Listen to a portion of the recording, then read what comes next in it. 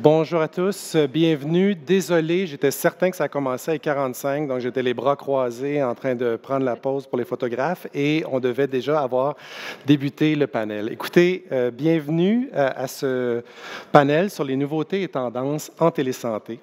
Ce qu'on a décidé pour ce panel, avant que je vous présente les panélistes, c'est de faire un petit survol pour comprendre un peu mieux comment l'innovation, dont la fameuse intelligence artificielle, s'organise à l'échelle locale et nationale. On veut explorer un petit peu l'écosystème de l'innovation, les enjeux, les défis et donner quelques exemples liés à la télésanté.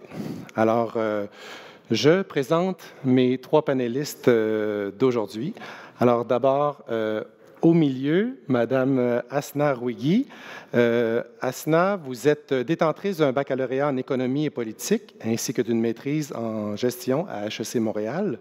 Vous avez œuvré en développement économique ainsi qu'en sciences et innovation depuis plus de 10 ans. Vous vous êtes jointe à l'équipe du Bureau de l'innovation du ministère en février 2020, d'abord comme chef d'équipe, puis comme directrice, et vous êtes maintenant responsable du déploiement de la gouvernance de l'innovation en télésanté et du développement de l'ensemble des actions nécessaires à son actualisation. Vous appuyez votre équipe à réaliser son mandat d'accélération de l'adoption des innovations en santé avec les partenaires gouvernementaux, du réseau de la santé et de l'écosystème d'innovation. Bienvenue, Asna. Bonjour. Juste à ma gauche ici, Marie-France Thibault. Bonjour. Marie-France, vous êtes responsable du volet veille, transfert de connaissances et développement de partenariats au Centre d'expertise en intelligence artificielle et valorisation des données, CEIAVD, Oui. de l'Institut universitaire de cardiologie et pneumologie de Québec. Vous avez œuvré comme enseignante en soins infirmiers au Cégep Garneau pendant 13 ans, en plus de pratiquer comme infirmière clinicienne depuis plus de 25 ans.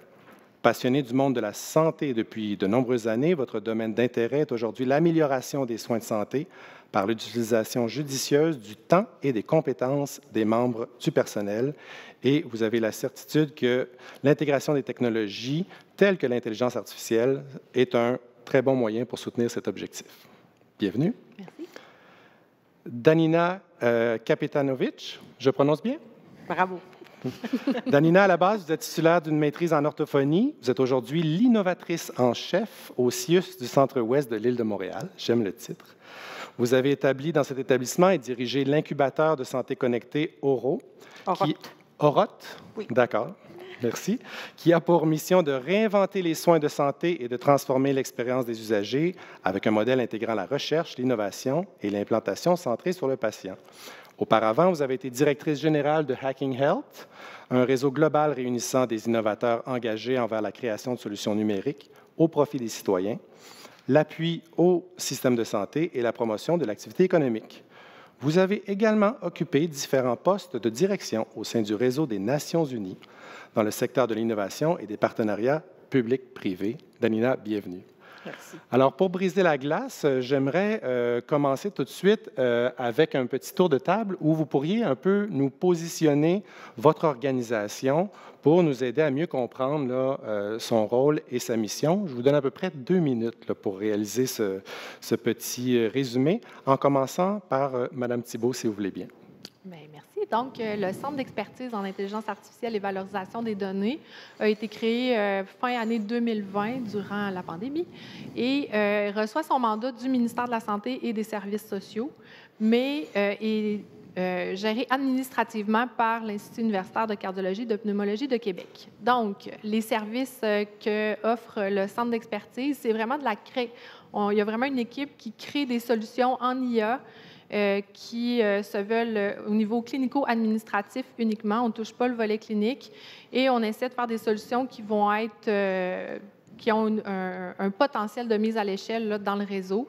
Le mandat est vraiment un mandat pour soutenir le réseau là, avec l'intégration de l'intelligence artificielle.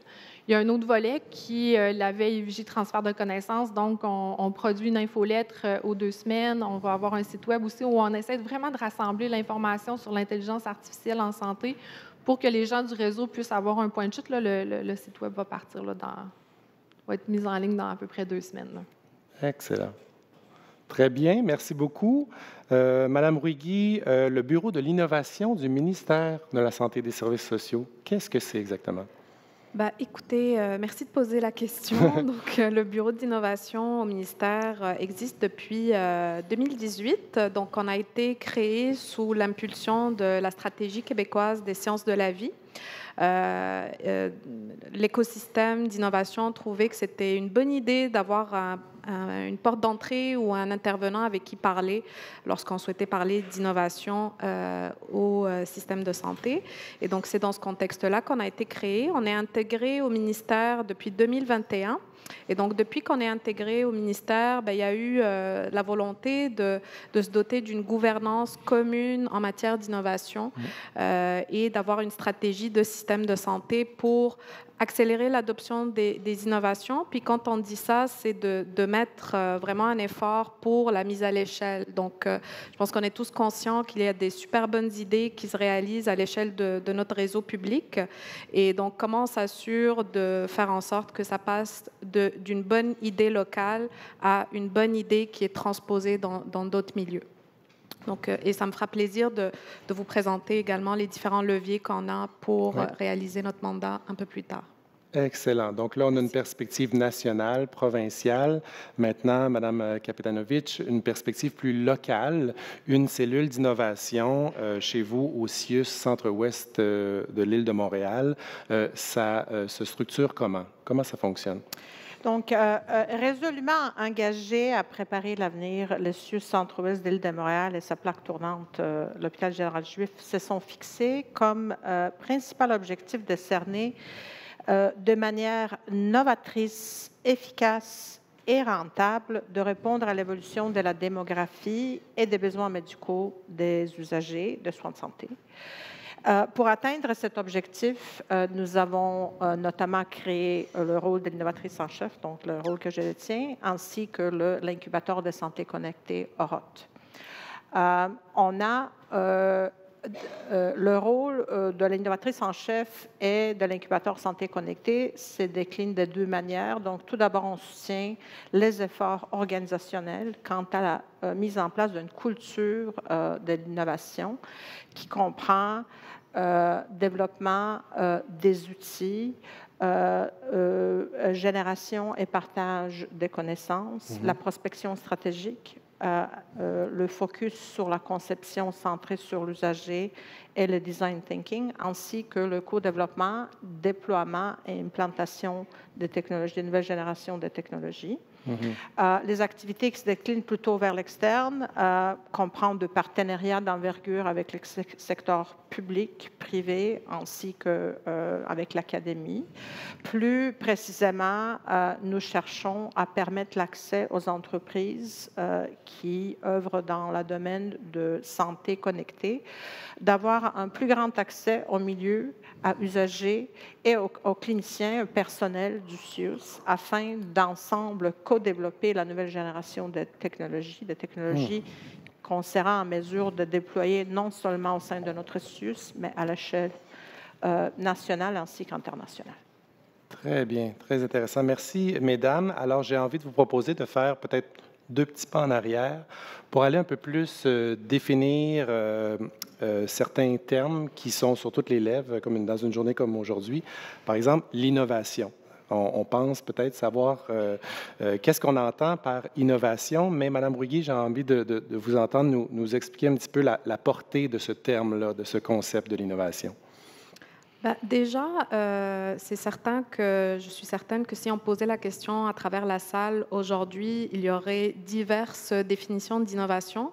Je pense qu'il y a tout le temps ce débat-là, comment on définit l'innovation, qu'est-ce qui est l'amélioration continue, qu'est-ce qui est de l'innovation, est-ce que c'est technologique, est-ce que c'est organisationnel. Donc, de notre point de vue, puis de notre expérience, l'innovation, c'est la capacité d'utiliser peut-être une bonne idée, une solution, le produit de la recherche, mais de le faire passer de la bonne idée vers l'utilisation. Donc, à partir du moment où cette bonne idée-là devient pertinente pour la faire passer vers l'utilisation, vers sa traduction dans le réel, je pense qu'on est dans un contexte d'innovation. Puis comme l'a mentionné Danina tantôt, ça peut être de l'innovation organisationnelle, ça peut être de l'innovation technologique. Donc oui, ça parce peut qu'on pense à la technologie spontanément, mais ce n'est pas que technologique, l'innovation. Tout à fait. Puis souvent, quand on parle d'innovation technologique, ça prend toujours une innovation organisationnelle en arrière pour l'implanter adéquatement, puis que ça colle localement. Donc ça, c'est déjà un aspect important.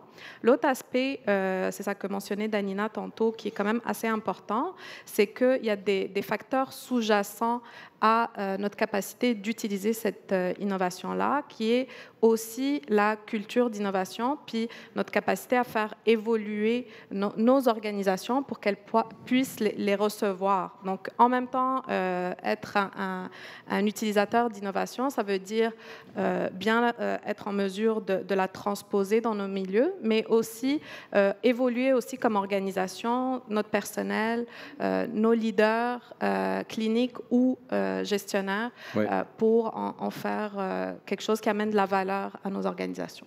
Très bien. Alors, on est en présence de grandes pointures d'innovation et d'intelligence artificielle. Moi, j'apprends plein de choses. On a eu la chance de se rencontrer pour préparer la présentation d'aujourd'hui, puis je trouve ça fort intéressant. On va parler d'une autre bibite. On a parlé de bébelle tantôt, mais là, je vais vous parler de bibite maintenant, qui est aussi sur toutes les lèvres, la fameuse IA, l'intelligence artificielle. Marie-France, si vous aviez à nous résumer, là, on parle de quoi? Vous avez été une clinicienne, là, vous êtes dans un domaine qui vous amène à avoir ce type d'innovation-là, très année 2000. Là, si vous voulez nous en dire un peu plus sur comment vous voyez l'intelligence artificielle. C'est pas ma façon de la voir. Je veux quand même dire que c'est plus des concepts théoriques que je veux vous exposer. Donc, dans l'intelligence artificielle, on le sait, hein, c'est un système qui est capable d'imiter des capacités intellectuelles humaines. Donc, c'est pour ça qu'on l'appelle intelligence artificielle. Et cette intelligence artificielle-là se nourrit de données. Puis c'est important pour moi que vous fassiez la différence entre l'intelligence d'affaires et l'intelligence artificielle. L'intelligence d'affaires, c'est ce qu'on a, où on va décrire une situation à l'aide de données. Donc, on est vraiment dans un élément descriptif. Ce qu'on utilise le plus là, dans nos organisations pour faire ça, c'est les Power BI. Donc, on est dans de l'intelligence d'affaires. Quand on parle d'intelligence artificielle, bien, il y a beaucoup de termes qui sont utilisés, malheureusement, qui sont galvaudés aussi, qui sont utilisés à plusieurs sauces. Mais l'intelligence artificielle comporte, encore là, il y a des débats, mais comporte l'apprentissage automatique et la recherche opérationnelle. Puis dans l'apprentissage automatique, les mots que vous allez souvent entendre, c'est du machine learning ou de l'apprentissage machine. C'est tous des synonymes, c'est la même chose.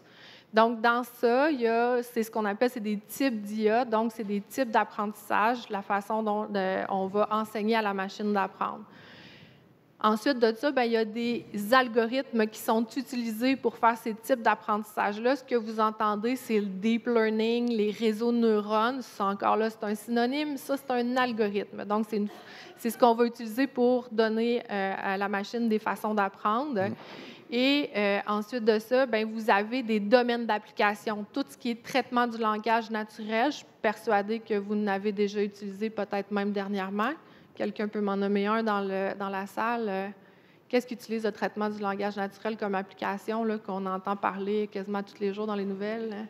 Vas-y, Danina. Je t'écoute, Danina. Ah, tu veux que je donne un exemple? Ouais. Ah, ben écoute, le chat GPT, c'est devenu mon bras droit, disons.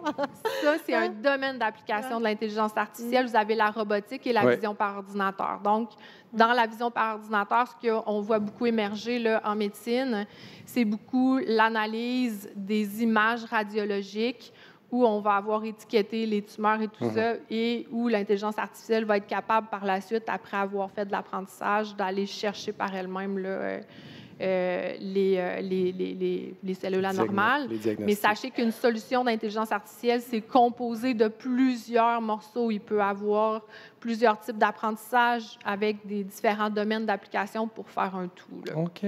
Bon, très bien. Très bon survol. Je n'ai pas appelé ça bébite pour rien.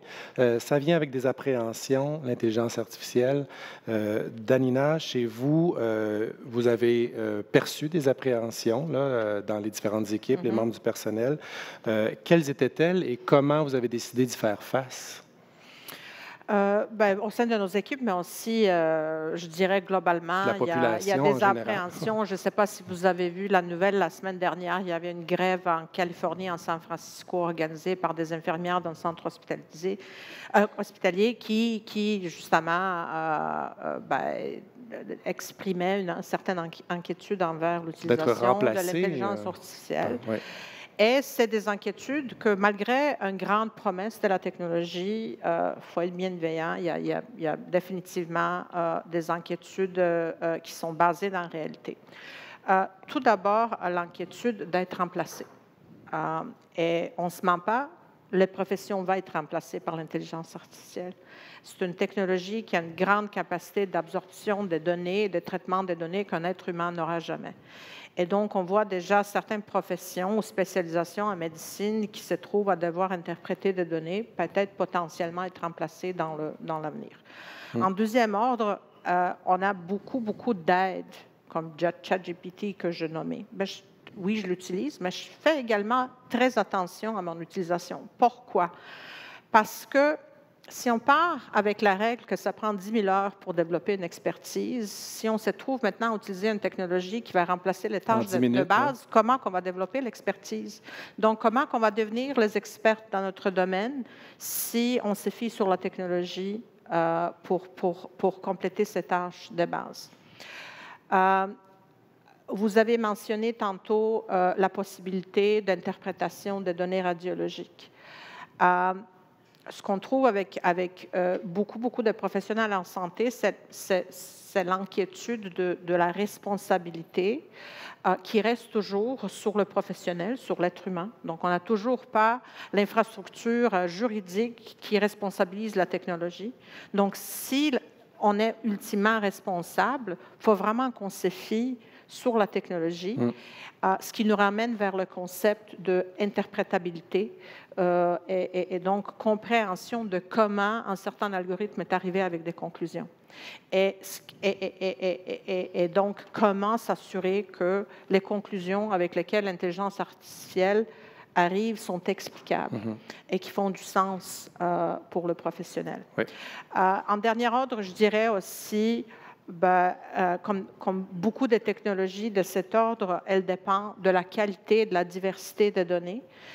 Donc, elle entraîne en soi des risques d'exclusion, tout dépendamment de la source des données. Donc, ça aussi, ça rentre dans le cadre des craintes par rapport à l'utilisation de l'intelligence artificielle dans la pratique médicale. Donc, au sein de notre établissement, avoir maintenant entamé plusieurs projets de co-développement ainsi que de l'implantation de l'intelligence artificielle, nous avons conclu que malgré que la main-d'œuvre commence à comprendre c'est quoi, donc le propos exprimé par Marie-France tantôt, beaucoup de gens arrivent à comprendre c'est quoi, ils n'arrivent pas à adresser ces appréhensions. Donc, on a décidé de monter en collaboration, on a monté un consortium de collaborateurs, y compris des spécialistes en design, en conception des modules de formation, avec l'idée de créer une formation qui va s'adresser à leur appréhension.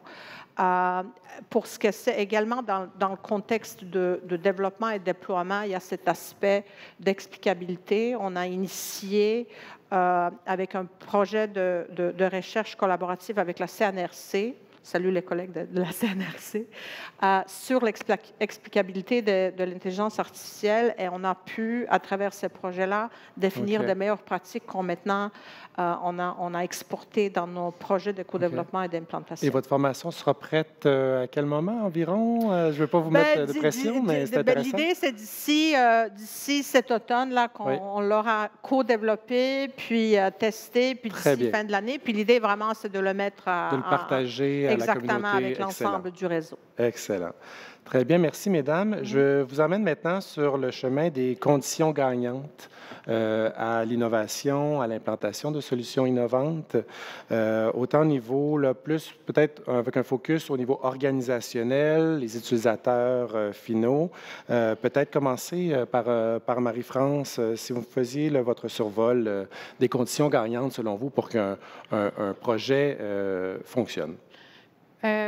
Pour les projets d'IA, qu'il faut comprendre, c'est qu'on a des équipes techniques hautement spécialisées en informatique qui doivent exprimer dans leur solution un besoin clinique ou clinico-administratif. C'est deux mondes qui ne sont pas habitués de parler le même langage. Donc, il y a un très grand travail de communication et d'implication des équipes dans les projets qui est nécessaire. Et ces communications-là s'échelonnent sur un certain temps aussi parce qu'il y a de la compréhension qui se fait de la part des équipes techniques.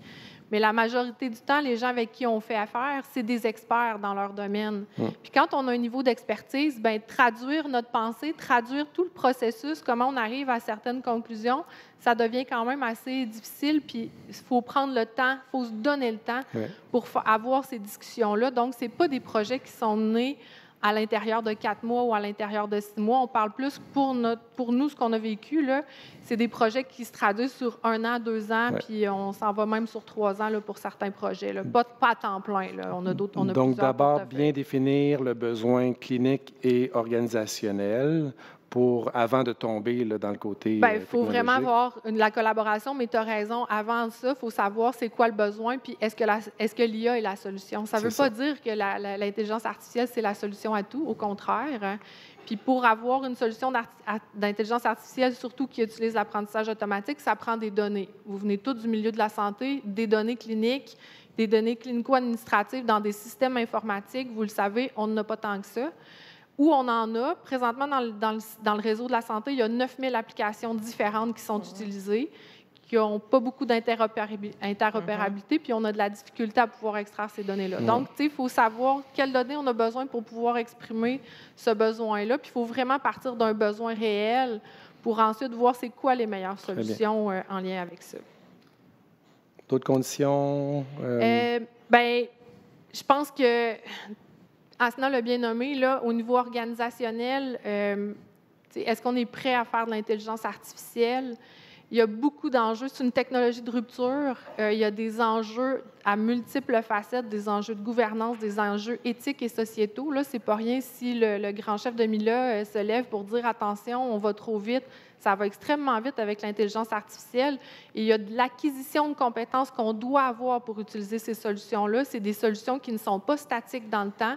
C'est des solutions qui doivent évoluer dans des cadres réglementaires aussi, qui ne sont pas toutes mis en place. Donc, il y a plusieurs morceaux qui sont en train de se mettre en place. Donc, on est dans un espèce de mouvement. Donc, il faut être sûr d'avoir de la formation des équipes, comme Danina le nommait. Il faut avoir la structure organisationnelle pour pouvoir le faire. Donc, je pense qu'il y a quand même plusieurs morceaux là, à mettre en place, puis toujours s'assurer d'avoir une réflexion éthique sur ce qu'on veut faire, parce que, comme Danina l'a bien nommé, les données peuvent avoir un grand impact puisqu'elles nourrissent les intelligences artificielles. S'ils sont biaisés à la base, bien, on a un problème après ça. Là. Très bien. Danina, voulez-vous poursuivre sur les conditions gagnantes?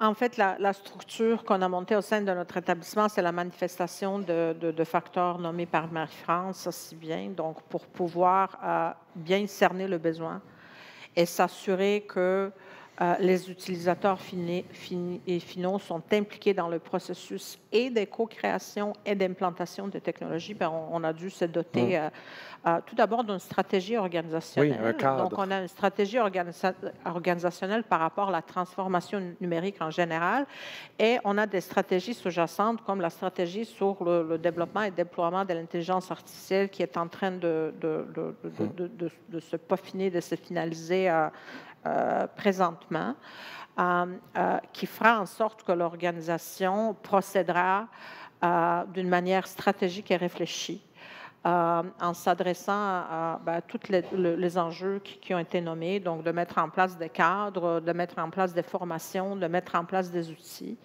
On est chanceux, dans le cadre des activités, de se préparer pour l'avenir. On s'était non seulement doté d'une direction de l'innovation, mais également d'une direction de santé numérique. Oui. Mes collègues qui sont ici. Et donc, ensemble, vraiment, nous veillons à créer des conditions propices pour pouvoir... Donc, d'avoir une équipe dédiée chez vous, là, ça a vraiment été stratégique. Là. Exactement, pour pouvoir bien identifier le besoin, bien mobiliser les parties prenantes, le préparer, le former, vraiment le mobiliser pour qu'il soit impliqué dans le processus de l'innovation, que ce soit l'innovation organisationnelle ou technologique.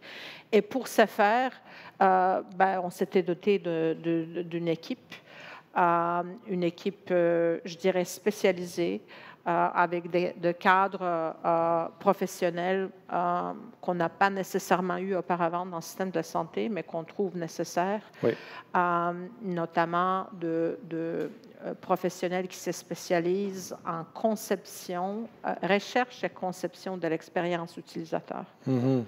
Donc, un profil professionnel là, qu'on doit aller chercher. Là. Exactement. On pourrait y revenir. On va parler maintenant des acteurs de l'innovation. On va le regarder d'un point de vue écosystème, on va dire national ou celui autour du réseau de la santé. Et on pourra revenir là, aux acteurs plus spécifiques au niveau local. Peut-être, Mme Ruigi, justement, si vous étiez en mesure de nous faire un petit survol rapide de ce fameux écosystème en innovation. Il y a le niveau ministériel, il y a les organismes, les établissements, bien sûr, l'entreprise privée. Donc, petit défi ici de synthèse de dresser un peu le portrait de cet écosystème. Oui, tout à fait. D'un point de vue systémique, peut-être pour faire un pont avec ce qui a été discuté auparavant des conditions gagnantes, je pense que pour devenir un adopteur d'innovation, une des conditions gagnantes, c'est vraiment d'anticiper les freins qui pourraient se poser lorsqu'on souhaite l'adopter. Puis ces freins-là peuvent être au niveau réglementaire, ils peuvent être au niveau administratif, puis s'assurer que nos outils, nos leviers organisationnels sont adaptés à l'innovation. Puis c'est quelque chose qui est difficile à faire lorsque, par exemple, on parle d'intelligence artificielle. C'est un outil qui est évolutif. Comment on fait de la réglementation pour un outil qui évolue? Comment je signe un contrat pour quelque chose qui ne va pas être la même chose que j'ai acheté l'année 1? Donc, tout ça, il faut l'anticiper, il faut y réfléchir. Ouais. Puis ça, ça prend un orchestrateur qui le fait, qui lève les barrières assez tôt. Je pense qu'on ne peut pas attendre le moment M où on est prêt à l'utiliser. Il faut tout de suite y penser, puis tout de suite commencer à ouvrir la voie à ces innovations qui peuvent amener de la valeur, qui peuvent amener des enjeux aussi éthiques et de responsabilité du public, mais il faut y réfléchir rapidement. Je pense qu'il ne faut pas attendre comme système. Et effectivement, quand on parle d'innovation, c'est sûr qu'on est toujours en interaction entre notre écosystème interne, donc les directions générales cliniques, les différentes équipes TI, etc., au niveau ministériel, mais on travaille avec un écosystème très riche. Donc, avec le monde entier, pratiquement. Tout à fait. On a la chance au Québec d'avoir un écosystème d'organisations qui sont très actives, qui stimulent la création de start-up, une offre qui est adaptée à notre réseau public. Je dirais que le défi, c'est de faire cette adéquation-là entre l'offre et la demande, donc le besoin. Puis je pense des acteurs comme les répondants en innovation qu'on a créés depuis 1 année et demie permettent vraiment de coller ces innovations-là vers le besoin local et le besoin de notre système de santé. Donc, c'est ça. Ces répondants, vous parlez des répondants, le réseau de répondants. Pourriez-vous nous en parler un peu davantage? Tout à fait, tout à fait. Donc, je vous dirais, depuis 1 année et demie, justement, dans le cadre du déploiement de notre stratégie d'innovation systémique, on a créé un réseau de répondants en innovation à l'échelle du réseau québécois. Donc, actuellement, on a 29 établissements qui ont un responsable ou 2 responsables d'innovation qui sont vraiment dédiés à être les porteurs, les champions d'innovation dans chacun des établissements du réseau.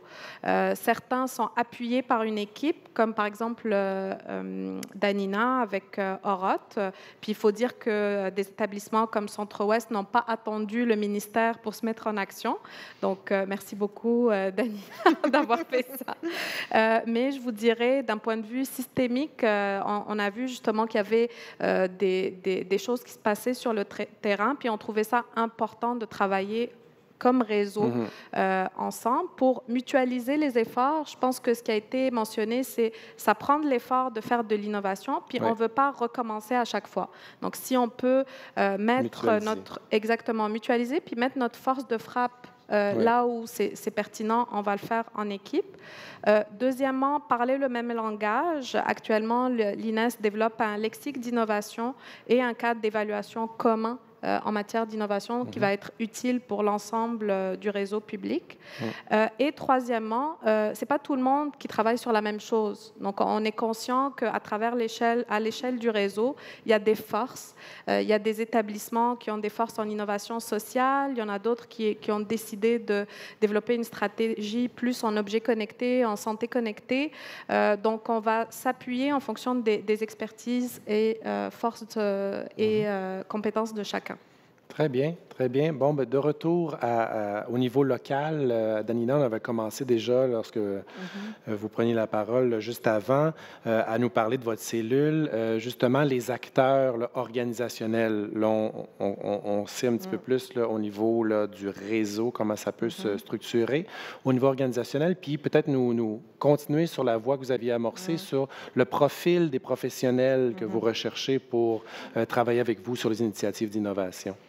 Je dirais une considération très importante, probablement de base, a été à bien cerner et comprendre le barrière à l'innovation, comme disait Asna plus tôt. Et donc, avoir bien compris et cartographié tous les obstacles qui se posent à l'innovation au sein d'un établissement de santé, nous avons créé un programme qui a cherché vraiment à s'adresser à ces obstacles-là. Donc, une des principales problématiques qu'on trouve, c'est le manque d'adéquation entre le besoin et la solution. Donc, on se souvent trouve dans la situation où les solutions sont poussées d'un très haut niveau sans bien comprendre l'enjeu de la racine basse. Ensuite, avoir une culture de l'innovation riche, présente et répandue, surtout quand on parle dans le contexte d'un CIUS. Dans notre cas, un CIUS qui est composé de 34 sites. Un grand territoire géographique. Donc, comment s'assurer que cette main-d'œuvre est préparée, est engagée, est mobilisée, est formée. Et donc, et comment s'assurer également qu'on a des ressources financières, non seulement humaines, mais financières également, pour pouvoir soutenir ce type d'activité. Parce qu'on voit faisant partie d'un établissement ou d'un réseau qui a été toujours très innovant, on voit qu'il y a un impulse au départ et qu'il y a beaucoup de projets qui s'initient, mais il y en a très peu qui achèvent. Donc, dans ce contexte-là, on a formulé une équipe qui a pour but de bien cerner le besoin, de créer, de renforcer la culture innovation par collecte et partage de connaissances. Donc, on a un grand nombre des activités, des outils qu'on utilise pour pouvoir informer et inspirer la main-d'œuvre. On collecte également les meilleures pratiques. Donc, on est concerné par tous les projets de l'innovation qui ont eu lieu au sein de notre établissement et on cherche à partager surtout l'aspect de comment avec l'ensemble d'employés afin de les inspirer, de les instruire. On cherche également à leur aider à imaginer l'avenir. Donc, des stratégies, comme j'ai dit auparavant, on les a, mais comment les opérationnaliser, comment se retrouver comme un professionnel de la santé, une équipe dans cette stratégie-là. Donc, dans ce cadre-là, on a introduit la notion de prospection stratégique. Donc, on collecte les tendances et les signaux de monde externe, on les partage avec les équipes et après ça, on les amène dans un processus de réflexion et de co-création interdisciplinaire pour pouvoir interpréter ces signaux et ces tendances-là et dessiner des scénarios et poser des actions concrètes et structurantes pour y arriver à les scénarios qu'on a dessinés. On a également amené des méthodologies qui n'ont pas nécessairement été connues auparavant dans le domaine de la santé, comme notamment le design thinking et la conception centrée sur l'humain. Et on offre maintenant aux équipes cliniques et administratives l'opportunité de nous identifier des problématiques et de les approcher d'une manière différente, en dehors de chantiers battus, disons. Et par la suite, on leur offre l'opportunité d'apprivoiser la technologie et de soit s'impliquer dans le processus de développement des technologies, parce que, comme j'ai dit auparavant, on se trouve dans un monde où on est toujours, on voit toujours des solutions qui sont en recherche de problématiques à résoudre, alors que ça doit être l'inverse. Et donc, dans ce sens-là, on offre aux entreprises québécoises tout d'abord, mais je dirais aussi canadiennes et internationales, l'opportunité de venir dans notre milieu en étroite collaboration avec le milieu, avec les usagers, avec les cliniciens, avec les employés du CIUS, co-développer la nouvelle génération de technologies et ensuite soutenir les équipes avec l'implantation des technologies. Pour ce faire, il a fallu trouver le cadre professionnel qui est en mesure de soutenir ces activités-là. Et comme j'ai dit auparavant, on a défini que le profil le plus approprié, c'est les personnes, les professionnels qui ont la capacité de bien cerner le besoin des utilisateurs et aider exactement le processus de traduction. Et donc, on a maintenant une petite cellule qu'on appelle la cellule de co-création. Leur titre officiel, c'est les spécialistes de co-création. Mais derrière ça, c'est des personnes qui sont formées et expérimentées en conception, recherche et conception d'expériences utilisateurs. Wow. OK. Donc, j'entends plusieurs expertises là-dedans. Là. Il y a la gestion de projet qui est certainement requise, des gens qui comprennent facilement et bien les processus cliniques, organisationnels, qui sont capables de faire le lien avec les solutions technologiques. Donc, quand même un profil professionnel assez, somme toute, diversifié. Oui, Asna?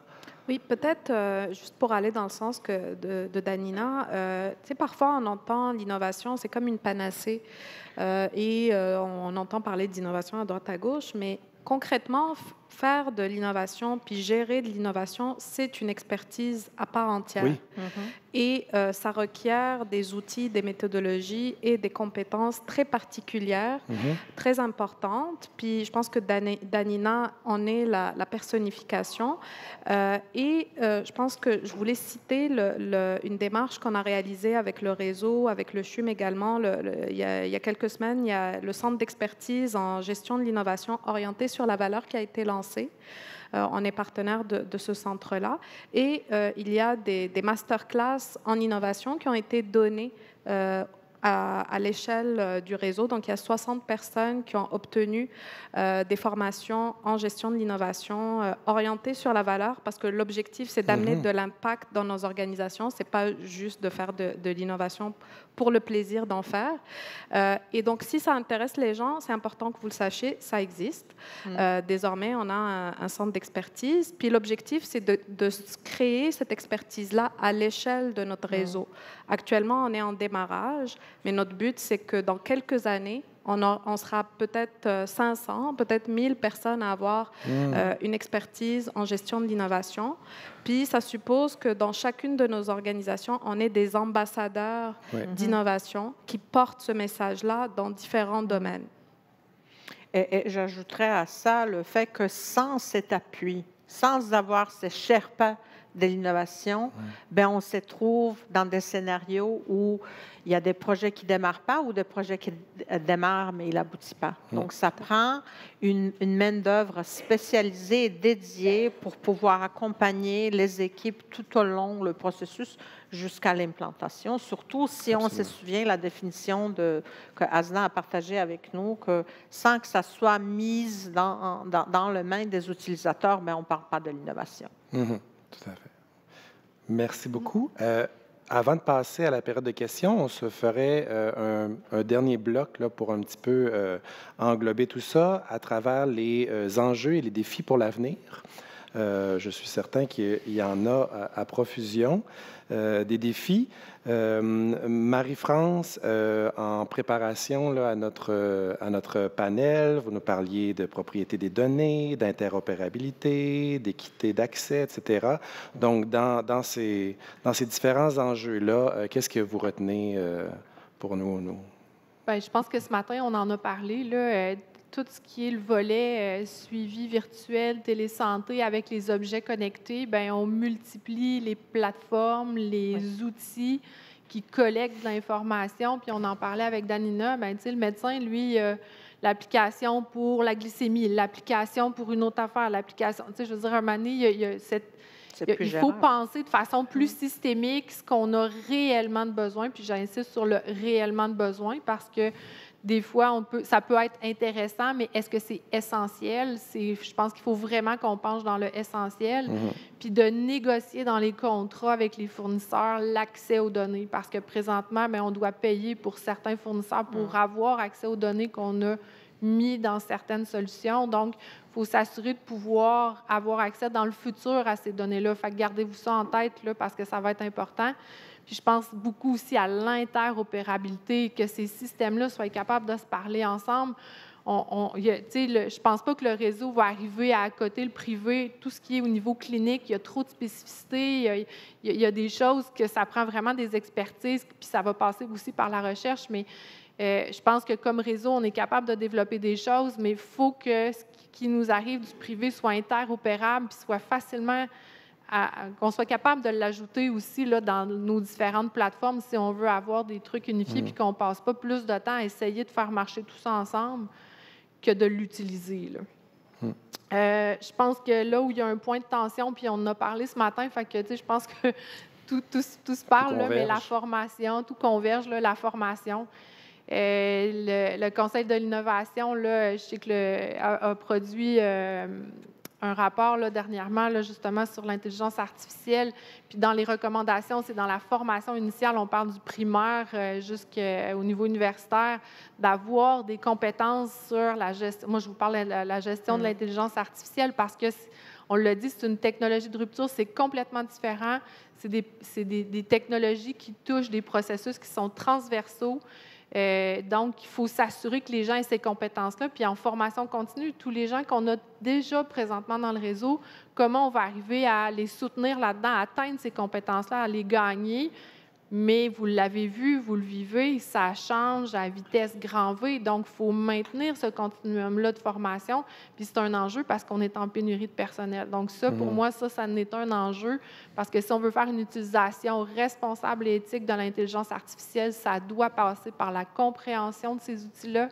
Et c'est des outils, comme je l'ai dit tout à l'heure, qui ne seront jamais statiques. En tout cas, je ne pense pas qu'on n'est pas sur le point d'atteindre un niveau de ce niveau-là, mais il faut qu'on forme les gens pour qu'ils l'utilisent de façon adéquate parce qu'ils peuvent avoir de grands impacts. Ça rejoint un peu là, les enjeux éthiques parce que aussi ces solutions-là, au niveau technologique, il va falloir les faire vivre. Au niveau, il va falloir qu'il y ait des itérations quand même assez régulières parce que les données vont changer dans le temps. Est-ce que la solution va encore répondre aux données qu'on utilise à un moment X? Donc, ça va prendre des itérations quand même assez régulières pour s'assurer qu'on a toujours la bonne réponse en fonction de ce qu'on collecte comme données puis qu'on utilise. Donc, pour moi, formation, interopérabilité, accès aux données, puis des enjeux là, éthiques là, sur la gestion de ces solutions-là dans le temps là, pour mettre en place les différentes équipes qui vont pouvoir le faire. Là, donc, Ça ressemble à ça. Très bien. Danina, il y a une belle illustration là, chez vous dont on entend parler, puis qui porte maintenant des fruits un peu partout dans le réseau, la fameuse hospitalisation à domicile. Les enjeux qu'on vient de nommer et peut-être d'autres là, auxquels vous pourriez penser, comment ils se sont manifestés? Quels ont été ces enjeux-là dans le cadre d'un projet comme celui-là, par exemple? D'ailleurs, j'ai vu qu'il y a kiosque de notre équipe, là, donc il pourrait vous donner tous les détails. Je dirais que malgré qu'on avance très rapidement avec le déploiement de programmes en télémédecine, les professionnels de santé ne sont pas formés de prodiguer les soins de cette manière. Et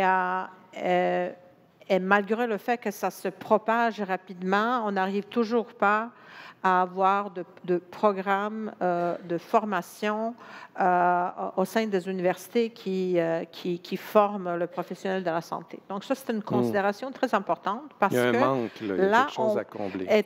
La médecine traditionnelle et l'enseignement de la médecine, l'enseignement et la pratique de médecine traditionnelle est toujours contact physique, le main sur le corps. Et donc, il y a tout un processus d'adaptation de la part de professionnels ainsi que de l'usager. Maintenant qu'on est dans le cadre de prodiguer le soin qu'on est habitué à avoir en personne, habitué à se déplacer, d'aller vers le lieu, vers l'établissement de santé, vers le professionnel de santé, que maintenant, on est fait chez nous. Puis, ce qu'on retrouve, c'est que la population, elle a très bien accueilli l'idée de pouvoir rester chez soi. Il y a beaucoup de recherches qui démontrent que les personnes guéries plus rapidement, qui sont beaucoup moins anxieuses, qu'elles se sentent mieux et plus confortables dans le contexte de leur domicile, qu'elles déconditionnent moins. Et notre programme d'hospitalisation de domicile y a vu vraiment des taux de satisfaction très, très importants. Ceci étant dit, il y a des facteurs à prendre en considération. Tout d'abord, l'équité. Donc, pour envoyer une personne chez soi pour qu'elle soit suivie et soignée comme il s'agissait d'une hospitalisation dans le lieu physique, il faut la technologie. Et cette technologie-là, il y a plusieurs aspects. Il y a la littératie, donc la capacité d'utiliser la technologie. Donc, il faut vraiment garder ça en tête quand on fait le choix des outils qu'on va déployer, la population qu'on cible et sa littératie.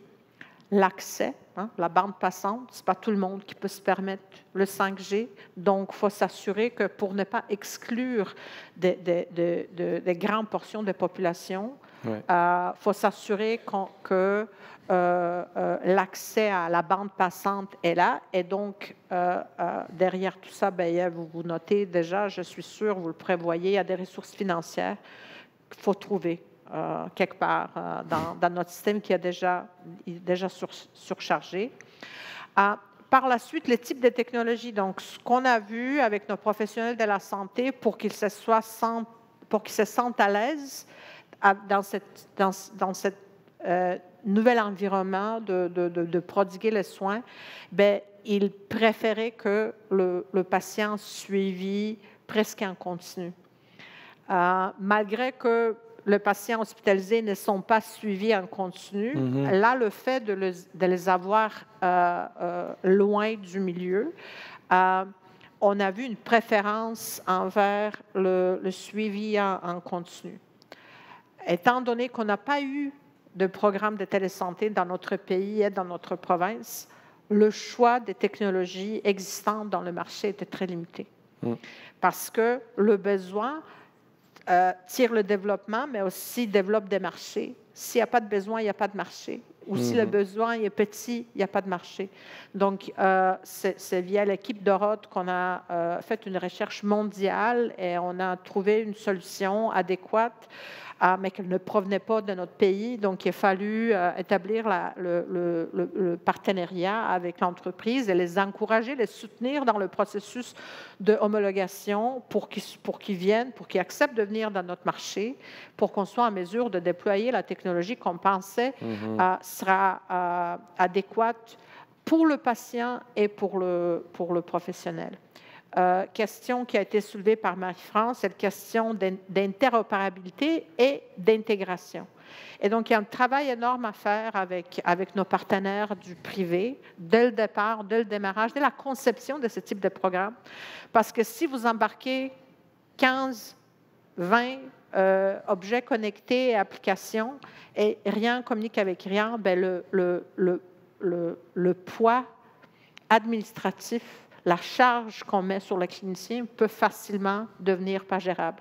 Donc, je le sais que notre équipe de soins virtuels travaille fort sur l'harmonisation et l'intégration, mais au départ de ce programme-là, il gérait 19 applications séparées. Et là, avec les règles de cybersécurité et protection imposées par le ministère et l'obligation de se désenregistrer à tous les 15 minutes, mais il y avait genre 40 minutes juste d'enregistrement et désenregistrement dans des diverses applications. Donc, vous voyez comment un programme qui cherche à simplifier et donner une meilleure expérience peut rapidement devenir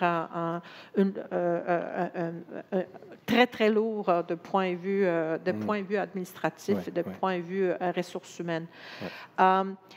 Et pour surmonter tous ces obstacles-là, je souligne encore une fois l'importance de l'existence des équipes dédiées qui vont réfléchir à ces questions-là et qui vont, dès le départ, dès le démarrage, et qui vont impliquer le partie prenante dans un discours. Il y a des discours qui ont leur place à niveau local, mais il y a des discours qui sont plutôt à l'échelle nationale, provinciale et je dirais même nationale, là, de point de vue de homologation, de comment on s'assure de créer des bonnes technologies, comment s'assurer qu'il y a des ressources pour pouvoir le monter. Allons-y justement au niveau national, Madame Rouégui.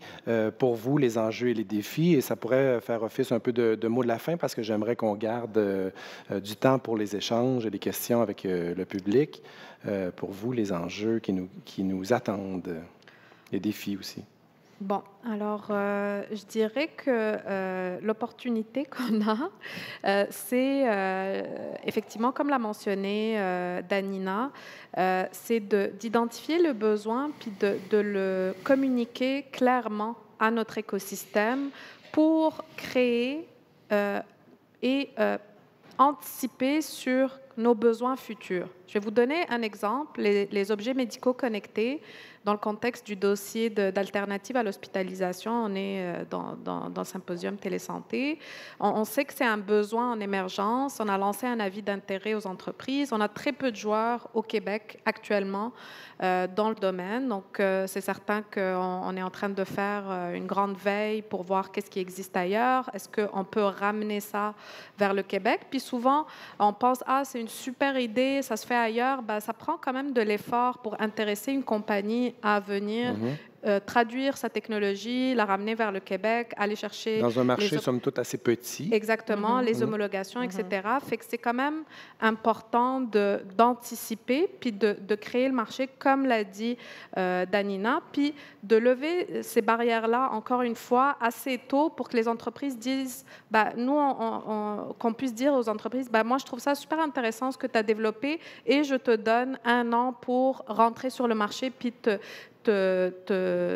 t'adapter à notre écosystème. Donc, je pense qu'il faut aller là en termes de système. Là. Puis, je pense que des acteurs comme les acteurs en innovation qui naviguent entre l'économie et le système de santé permettent cette agilité-là et permettent également l'évaluation du risque. Donc, je pense que toujours, lorsqu'on est en innovation, on prend un certain niveau de risque. Puis, lorsqu'on prend des risques, parfois ça marche, parfois ça ne marche pas. Puis ça, c'est important aussi à avoir en tête, c'est que c'est correct que ça ne marche pas.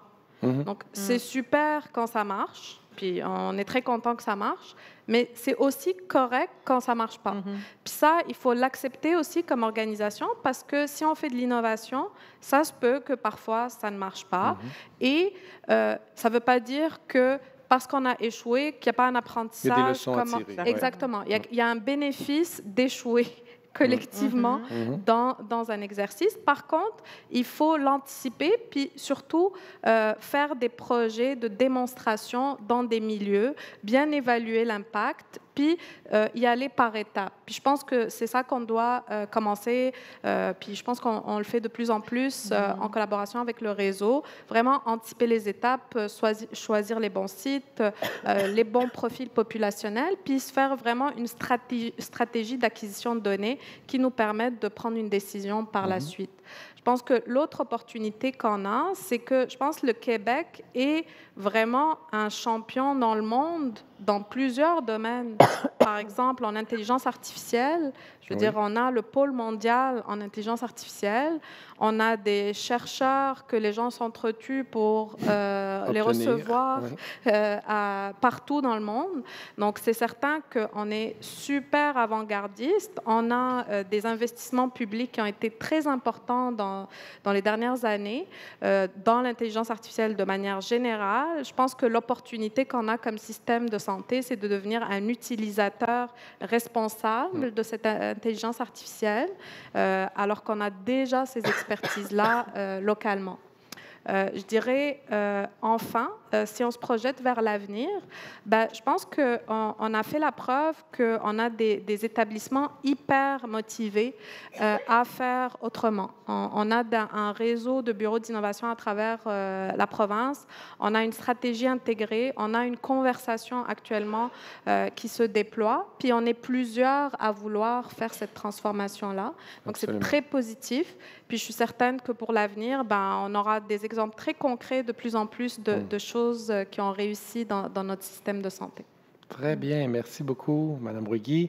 Écoutez, on va prendre les questions maintenant.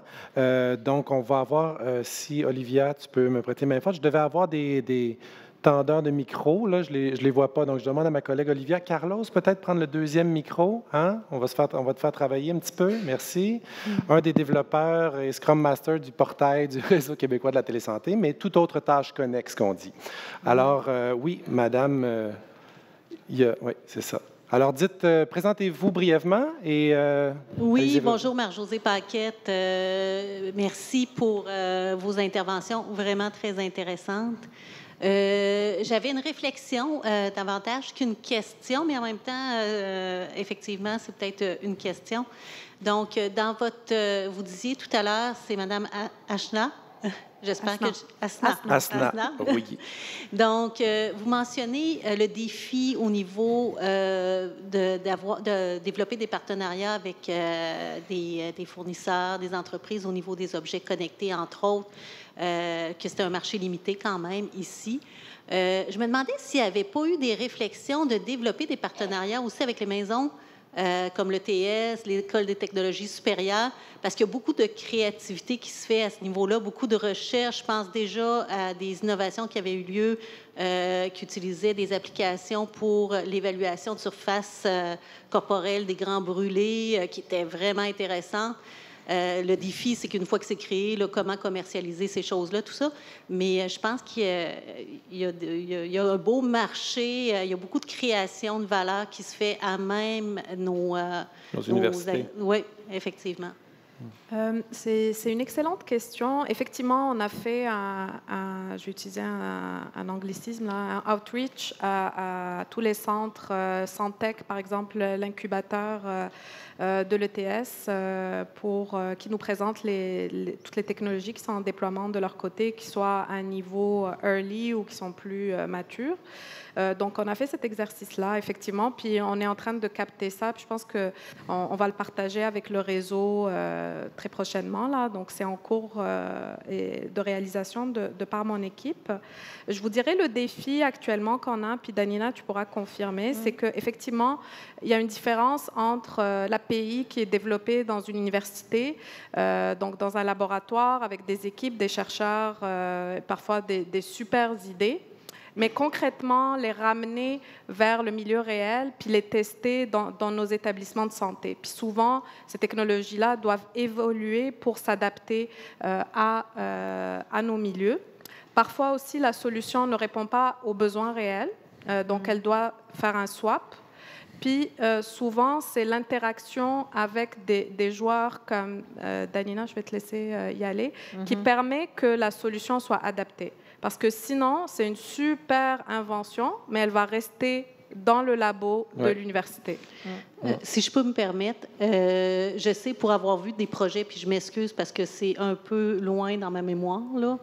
S'il y en a qui s'en rappellent au niveau du CHUM, je me souviens de collaborations qui avaient lieu et je trouve que ça rejoint un peu ce que Mme Danina mentionne en termes d'infrastructure d'équipe, mais c'était un projet de collaboration entre l'École des technologies supérieures, le milieu clinique. L'idéation était faite à même le milieu clinique et les tests étaient faits à petite échelle aussi à même le niveau clinique. Et il y avait aussi l'entreprise, une entreprise qui était affiliée. Donc, il y avait vraiment un tandem de joueurs que je trouve que effectivement, c'est des conditions qui sont favorables à créer de l'innovation à même les forces vives qu'on a là, dans une... Tout à fait. Et c'est exactement ce qu'on veut. Danina, veux-tu y aller? Je rajoutais, ça nous amène vers un autre sens qui est l'entrepreneuriat scientifique et l'importance de l'entrepreneuriat dans le processus de traduire le savoir vers un produit concret. Donc, il y a tout un volet qui est le suivi de l'entrepreneuriat, qui est très important. Et on a d'ailleurs un écosystème d'incubateurs, accélérateurs au Québec là, qui est là pour soutenir des entreprises. Ceci étant dit, on a au Québec un enjeu de comment stimuler l'entrepreneuriat scientifique. Donc, il y a beaucoup, beaucoup de recherche qui se fait, mais très peu de cette recherche-là s'est traduit en produits, en solutions qui sont commercialisées. Et derrière ça, là, on est parti dans toute une autre thématique et il y a une culture, puis je le sais que notre gouvernement, il s'intéresse. Je le sais parce que j'ai participé dans plusieurs comités aviseurs qui cherchaient justement à définir des questions et faire la recherche derrière ces conditions. Je peux vous dire déjà de mon expérience, c'est qu'on est au niveau national, un pays qui valorise toujours les indices de performance traditionnels académiques. Donc, ce qu'on valorise, c'est des études publiées et pas nécessairement, il n'y a pas nécessairement un système de valorisation des scientifiques qui deviennent des entrepreneurs. Et tant qu'il n'y a pas ce système de valorisation-là, il n'y a pas des incitatifs d'aller dans cette direction-là. Et même quand il y a ceux qui ont le courage de se lancer, nationalement, on a quand même une posture, étant donné qu'on est tout petit marché, la posture dès le départ, c'est d'envoyer nos entrepreneurs ailleurs. Donc, l'existence de structures comme Oroth a pour but de s'assurer que ce qu'on a investi comme société en développement de sciences et en développement entrepreneurial reste ici. Et en leur donnant l'occasion de collaborer avec nos cliniciens, avec nos administrateurs, de s'assurer que le projet a une chance de s'implanter ici. Parce qu'on se comprend, ce n'est pas évident, implanter des technologies dans le domaine de santé, mais en se dotant de ces équipes spécialisées, puis des ressources, puis d'une culture et stratégie nationale, on se donne de meilleures chances. Danina, merci. Si vous me permettez, je vais passer là, à d'autres questions. Il y avait Madame au centre, oui. Myriam Brel de chez InfoRoute Santé du Canada. Bonjour, mesdames. Deux petites questions. J'ai essayé d'être brève. Première question, juste pour ma compréhension, vous avez mentionné effectivement des répondants au niveau de chacun des établissements. Je veux juste m'assurer qu'au établissement ou établissement, quel qu'il soit, inclut la première ligne, parce que l'innovation en première ligne est d'importance. Donc, je veux juste confirmer ma bonne compréhension. Écoutez, c'est une bonne question. Effectivement, il couvre l'ensemble des services des missions de l'établissement, dont la première ligne. De l'établissement. Pour la première ligne, on a une action plus spécifique avec le Collège québécois des médecins de famille pour faire un outreach supplémentaire vers la première ligne. Puis ça, effectivement, c'est une priorité pour nous de mettre cet effort additionnel-là, mais toute l'offre de services des établissements est couverte par les répondants. Puisqu'ils ont le CQMF a un symposium, effectivement, des innovations auquel nous avons participé il y a quelques années. Ma deuxième question, peut-être une question plus difficile. J'aimerais vous entendre sur le défi derrière des expérimentations ou des pilotes particulièrement attrayants, attachants, de pouvoir en faire une réalité provinciale et derrière ce défi, l'enjeu des approvisionnements. Merci de poser la question. Je vous dirais, la question de l'approvisionnement est un défi constant. Par contre, on a actuellement l'espace d'innovation des marchés publics qui s'est déployé depuis 1 année et demie via des modifications législatives. Donc, il y a eu le PL12 au Québec, la stratégie gouvernementale des marchés publics, qui crée cet espace d'innovation des marchés publics qui est porté par le Conseil du Trésor. Le Bureau d'innovation, on travaille très étroitement avec le Conseil du Trésor pour tester des nouvelles modalités d'acquisition en collaboration avec les établissements du réseau. Et on travaille également avec le CAG, le Centre d'acquisition gouvernementale, qui a une équipe d'innovation depuis peu. Et l'objectif, c'est justement comment on fait cette transition-là entre un cadre normatif de programme, donc de subvention, par exemple, dans un contexte d'expérimentation. Souvent, on finance des projets via des véhicules financiers divers. Donc, ça peut être via des programmes, des appels à projets. On travaille souvent avec le ministère de l'Économie et de l'Innovation pour faire du co-développement, financer des projets qu'on trouve par la suite qui amènent vraiment une valeur à nos services. Puis par la suite, quand on souhaite passer de ce cadre normatif-là de programme vers un cadre normatif qui est celui contractuel, bien, il y a des défis. Donc, actuellement, on veut tester des nouveaux modes d'adjudication. Et d'ailleurs, s'il y a des établissements qui ont des bonnes idées, bien, n'hésitez pas à nous contacter.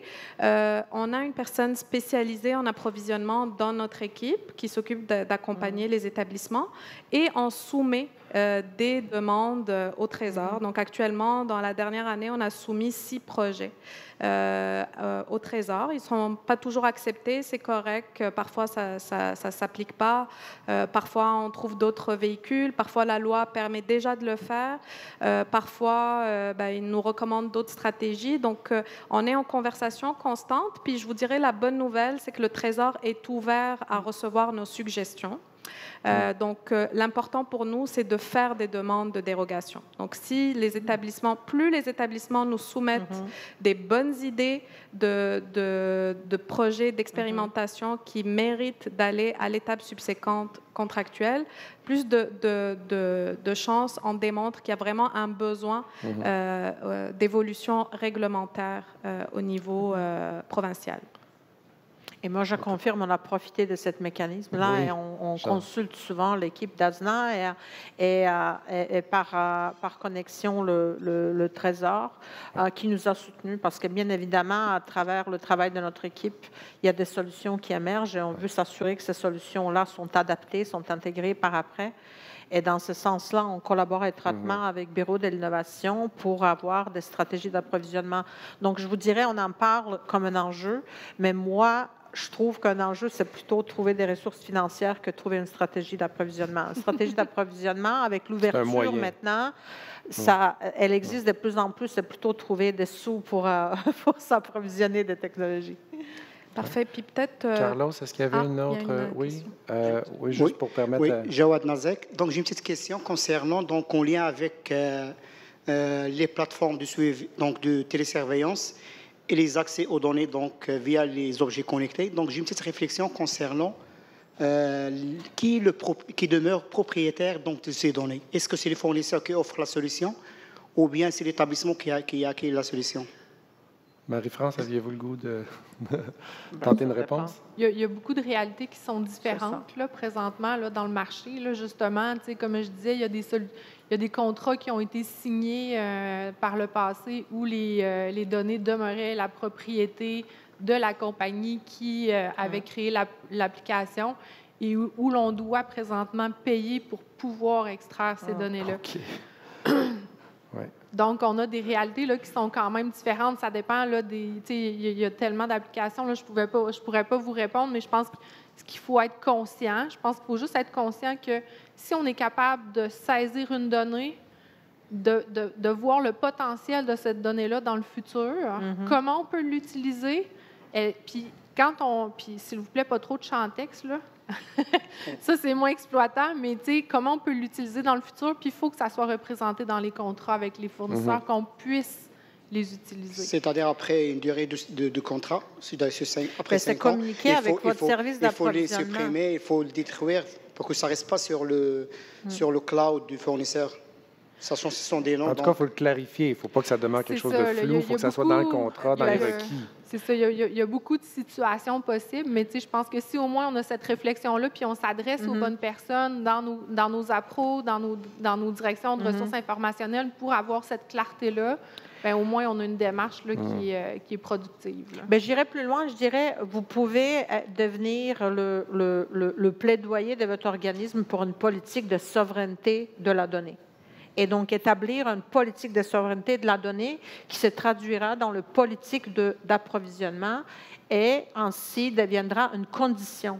Donc, le fournisseur qui vous bloque l'accès aux données, ils ne sont tout simplement pas acceptés dans le processus d'appel d'offres, disons. Oui. Merci. On a peut-être le temps pour une dernière question. Je ne sais pas, je sais qu'on a débordé parce qu'on a commencé un peu en retard, mais permettons-nous, il n'y a personne qui nous arrête. Alors, allons-y peut-être pour une dernière. Merci. Oui, juste une petite question au niveau. Je sais qu'on a parlé de l'accès aux données, mais je pense qu'il faudrait peut-être préciser c'est vraiment l'accès aux bases de données, parce que l'accès aux données, ils vont dire tu peux faire une extraction dans le programme, mais ça se travaille pas bien. Puis la deuxième question que je me posais, c'est qu'on parle énormément du privé, mais comment que le privé peut vraiment avoir une interopérabilité avec nos logiciels, avec nos façons de fonctionner, s'ils ne sont pas eux-mêmes dans le public? Parce qu'eux sont vraiment à l'extérieur, ils n'ont pas notre réalité. Puis oui, il y a des projets comme mentionné, là, OK, ils viennent dans certains établissements avec certains programmes, puis là, ils développent des nouvelles solutions. Mais ces solutions-là, est-ce qu'elles sont vraiment interopérables avec ce qu'on a déjà, avec nos dossiers, ou c'est tout le temps quelque chose de nouveau qu'il faut faire une demande puis payer 50 000 $ pour changer une virgule dans leur code? Quelqu'un a envie? Peut-être pas la réponse, là, mais je pense que dans une vision plus globale, on a le DSN qui s'en vient. Ça va? 1, 2, 1, 2? Le temps a été fini, là. C'est parce qu'on arrive à notre... Ils nous ont coupé. C'est bon? Je ne sais pas. C'est revenu. Voilà. Magique, j'y ai touché. C'est parti. Avec le DSN qui s'en vient, je pense qu'on aura quand même une plateforme assez volumineuse, si je peux dire, en termes de collecte de données. Ça coupe. Puis, je suis d'accord avec ce que tu dis, là, c'est un enjeu, là, l'interopérabilité, mais encore là, je pense qu'on en est de plus en plus conscient. Comment ça peut s'opérer, comment on peut utiliser les outils pour avoir des API qui vont parler plus facilement. Je pense qu'il y a des solutions, mais là, je m'arrête là parce que le reste, je ne le connais pas. Là. C'est vraiment, on est dans un bout techno. Là. Puis moi, je suis infirmière clinicienne de formation. Fait qu'il y a un bout qui est un petit peu plus techno que je suis moins. Pour compléter, oui, Asna. Peut-être, il y a un des points qui est en train de se faire, c'est qu'il y a une des conditions préalables, c'est l'organisation de nos propres données au niveau local.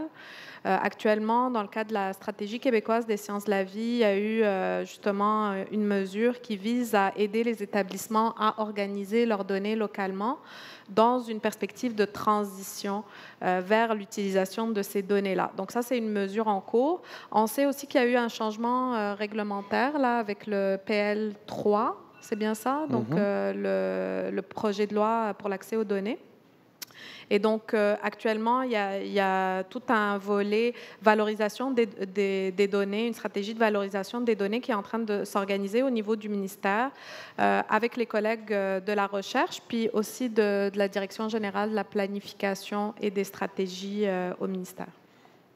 Et point de vue, je oui. ne suis pas expert technique, mais point de vue technique, pour ce qui est l'interopérabilité, je pense que pour s'assurer qu'on peut se promener d'un établissement à l'autre, il nous faut des standards nationaux. Et il y a des exemples. Aux États-Unis, ils ont des standards nationaux qui font en sorte qu'il y a une interopérabilité nationale au niveau du pays.